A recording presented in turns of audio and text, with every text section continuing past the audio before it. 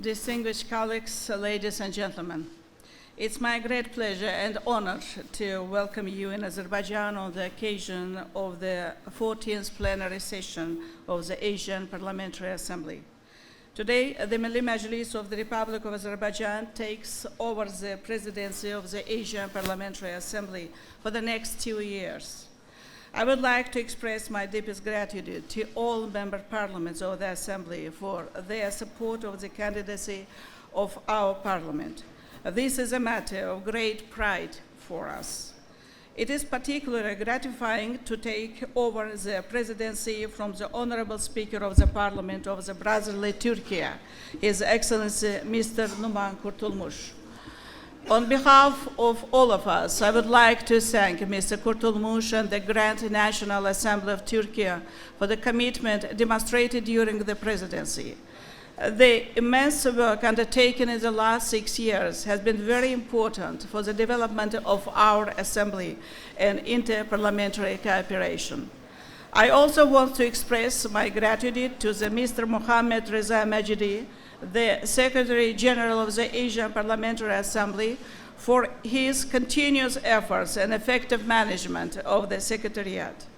Honorable colleagues, today's urgent challenge, such as humanitarian crises, conflicts, poverty, climate change, along with the rise of the discrimination, racism, xenophobia, and Islamophobia, do also negatively affect the Asian region. It must be acknowledged that all these challenges can be addressed not individually, but only collectively through joint efforts. This is also true with regards to peace, security, stability, and sustainable development in our region. Taking into account its natural human resources, gained achievements in various fields, I believe our region is well equipped to tackle these challenges. Diversities of the Asian region in geography, demography, culture, and religion do not divide our countries and peoples. Instead, these diversities enrich them and bring even closer. Dear colleagues, Asia has plenty to offer in terms of cooperation, dialogue, and solidarity. In this sense, the Asian Parliamentary Assembly represents an important multilateral platform for these purposes. Today, the activities of APA cover significant areas such as political, economic, social, cultural, and others. Thus, by bringing our parliaments together, it further mobilizes the efforts of our continuous for common goals. At the same time, it provides parliamentary contribution to achievement of these goals. Dear colleagues, at the Parliament of Azerbaijan, we regard the APA as a significant framework.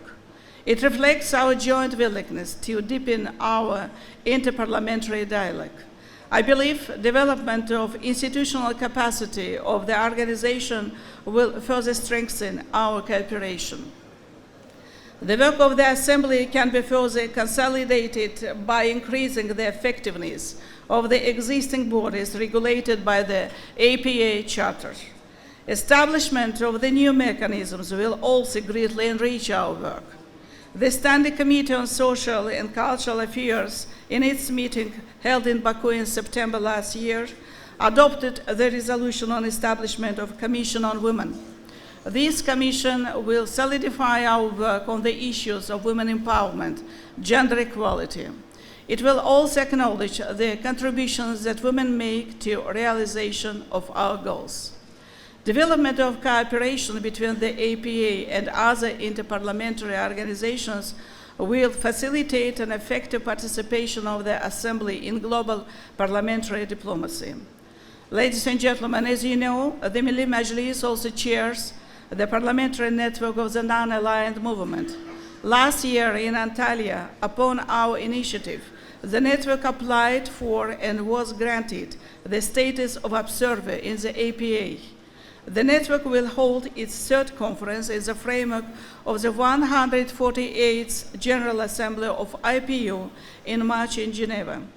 Granting of observer status to APA in the network and signing of memorandum of cooperation will enable both entities to actively participate in parliamentary diplomacy. Distinguished colleagues, Azerbaijan attaches great importance to the development of cooperation with Asian countries on a bilateral and multilateral basis. There are important areas where our countries can further increase their collaboration for the benefit of our region and enable to reach common development goals. One of them is transport connectivity. As a result of huge investments in its transportation infrastructure, Azerbaijan has turned into one of the transport logistic hubs in Eurasia. East-west and north-south transport corridors pass through Azerbaijan. Azerbaijan's infrastructure is accessible to all Asian countries.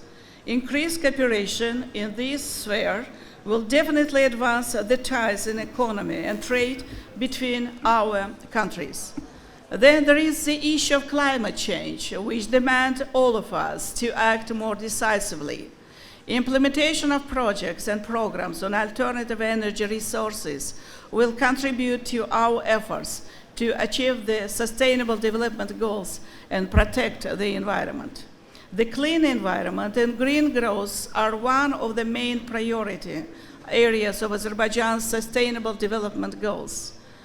Azerbaijan has also joined the global pledge to triple renewable capacity and double energy efficiency worldwide by 2030.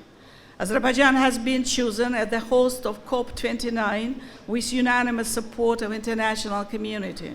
This is the acknowledgement of Azerbaijan's commitment to supporting international efforts in the field of climate change. Ladies and gentlemen, Azerbaijan firmly defends international law and justice at the global arena. With regard to the Palestinian cause, Azerbaijan's stance is principled and consistent. Azerbaijan firmly supports a two-state solution for this issue, in line with international law and relevant United Nations resolutions. Distinguished colleagues, we remain deeply concerned with the rapidly deteriorating humanitarian situation in the Gaza Strip. Civilian death toll, including among women and children, is especially disturbing. Azerbaijan joins others in calling for an urgent de-escalation and immediate cessation of hostilities. It is evident that humanitarian aid to civilians should be delivered without any delay. Any actions that could further aggravate the situation should be avoided. All efforts should be mobilized to prevent further calamity. Honorable colleagues, taking this opportunity, I would like to inform you on the current situation in the South Caucasus that also affects peace and stability in the wider region. Just recently, in early February, the extraordinary presidential elections were held in our country, which resulted in overwhelming victory of Ilham Aliyev.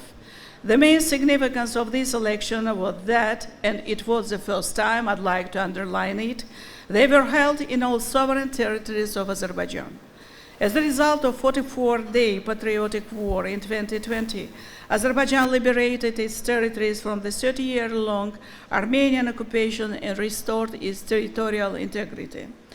Counter-terror measures conducted in September last year eradicated separatism in our lands, and Azerbaijan restored its sovereignty over all its territories. Today, Azerbaijan conducts the large-scale restoration and reconstruction works in the liberated territories through huge investments. Former IDPs have already started to return back to their homes. By the end of 2026, their numbers will reach 140,000. Ladies and gentlemen, Azerbaijan also makes enormous efforts to ensure long-term peace and stability in the region. Azerbaijan's proposal to Armenia on normalization of relations and signing of peace agreements is based on main principles of international law. After more than 3 years of Armenian political and military provocations, signing of the peace agreement is still possible.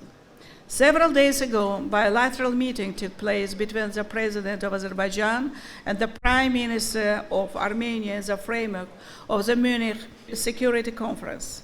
Agreements reached on negotiations for a peace treaty and meetings on border delimitation can be evaluated as a positive step. Hopefully, Armenia will refrain from provocations, involvement of biased third parties, and will abandon its ongoing claims against the territorial integrity of Azerbaijan, which is reflected in its constitution and other legislative acts, and continue direct bilateral negotiations on peace agreement. And the only way for the long-term peace and stability in the region is to establish a relation with neighbors on the basis of norms and principles of international law. Ladies and gentlemen, in conclusion, I would like to once again thank you for support and trust put in our presidency. I firmly believe that with our common efforts, the Asian Parliamentary Assembly will continue to serve as a platform for development of our cooperation and realization of our common goals. Thank you.